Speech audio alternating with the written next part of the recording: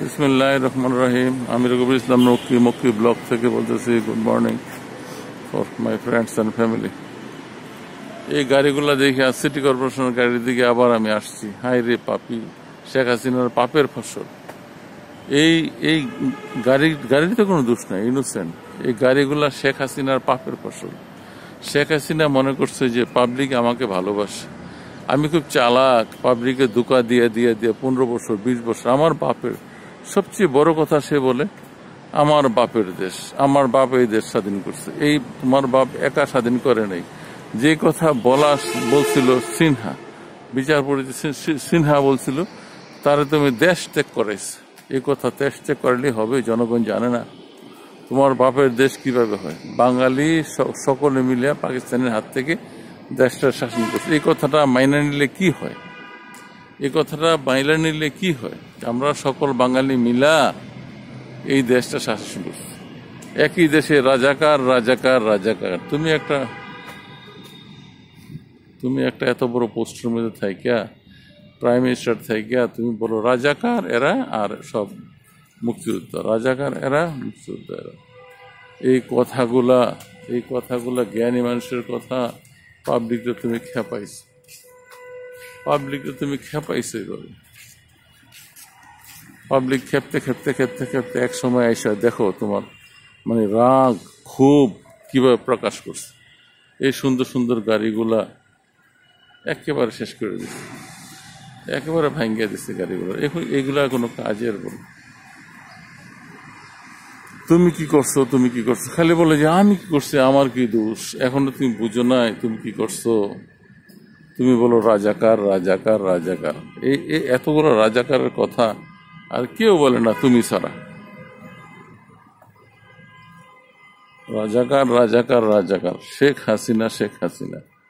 কিন্তু তুমি মহিলা মানুষ, আমি জানি তুমি ভালো, শেখ হাসিনা তুমি ভালো, কিন্তু তোমার আশেপাশে দেখো এখন বিচার শুরু হয়েছে। এই যে কামাল, স্বরাষ্ট্রমন্ত্রী কামাল, অথবা আইনমন্ত্রী, অথবা এইটা অথবা সেইটা, যার যেমন হয়েছে। আপনি তো বসে খালি হাঁস পালছেন ম্যাডাম। হাঁসের খাওয়ান, হাস্যকর কত কিছু আনন্দ উৎসব আপনার থাকেন, কিন্তু দেশের কি অবস্থা, জনগণের কি অবস্থা খবর নিছেন? পুলিশ দিয়া পিটাইয়া জনগণ, পুলিশ কন্ট্রোলের বাহিরে মানুষকে মানুষই মনে করে না। গোপালগঞ্জের ওসি, সব গোপাল্লা ওসি।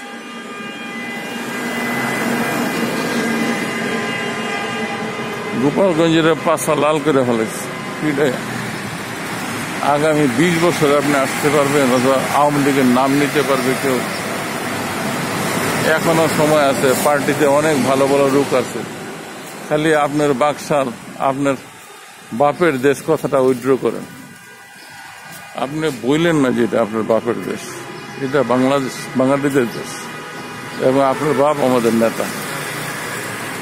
আজ কি অপমানটা হইল, এত বড় অপমান এই বাংলাদেশের মাটিতে কেউ হয়নি, শুধু আপনার কথায়। ম্যাডাম, আপনার কথাগুলোরে লাগাম দেন। এখনো আপনি সুর নিচা করেন। যা করছেন মোটেই ঠিক ছিল না। রাজাকারের বাচ্চা, রাজাকার, এগুলা কথা জ্ঞানী মানুষের কথা, যা শুনলে মানুষের গায়ে আগুন জ্বলে। রাজাকারের বাচ্চারা, বাকি সব মুক্তিযোদ্ধা, কোঠাওয়ালার মুক্তিযোদ্ধা, আর বাকি সব রাজাকারের বাচ্চা। আপনি ধ্যান ধারণাই খারাপ, আপনার বাঙালি সম্পর্কে ধ্যান ধারণাই খারাপ, তাই লোকে বলবে। এখনো সময় আছে। আমি ক্ষুদ্র মানুষ ম্যাডাম, আপনাকে বলি, এখনো আপনার দিকটাকে দাঁড় করে রাখতে হইলে বহু যোগ্য ভালো মানুষ আছে। আওয়ামী লীগ মনা, এদেরকে মূল্যায়ন করুন। আপনার দলটা কোথাও যায় নাই, সে আপনি 80-র দশকে বলতে পারেন।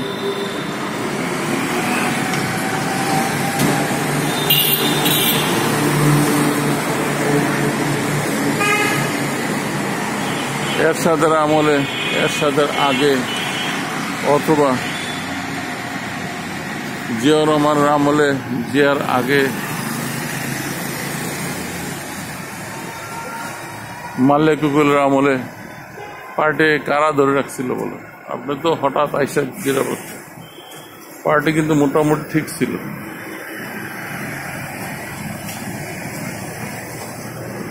এখন কথা হলো এই যে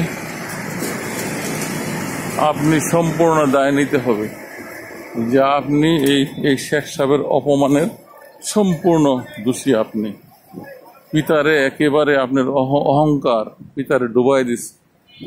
শেখ সাহেবকে মানুষ এখন একেবারেই ভালোবাসে না। কারণ আমি একটা স্কুলের মাঠের মধ্যে যায়া শেখ সাহেবের ছবি দেখে আমার চোখের পানি আসতেছিল। ভাবছিলাম যে স্কুলের ভিতরে আছে, এটা ভাঙবে না। ওরে বাবা, হাতুড়ি দিয়া সেনে দিয়া এটার কুবায় কুবায় ভাঙছে। 3 দিন পরে দেখি এত অপমান, এত অপমান কে সইবে বলো? জাতির পিতার এত বড় অপমান, কিন্তু আপনি জাতির পিতারে কোথায় নেই?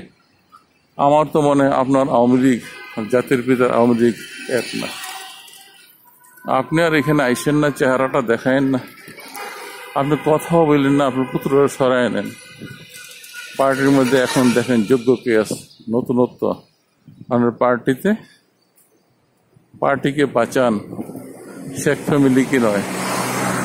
শেখ ফ্যামিলি কালার হয়ে গেছে, শেখ শেখ মানুষ আর মানতে চায় না। পার্টি থেকে দেখেন কে আছে ভালো মনের মানুষ, তার হাতে ক্ষমতাটা দেন, পার্টিটা ঠিক থাক। এ বলেই আমার বক্তব্য শেষ করলাম। আসসালামু আলাইকুম।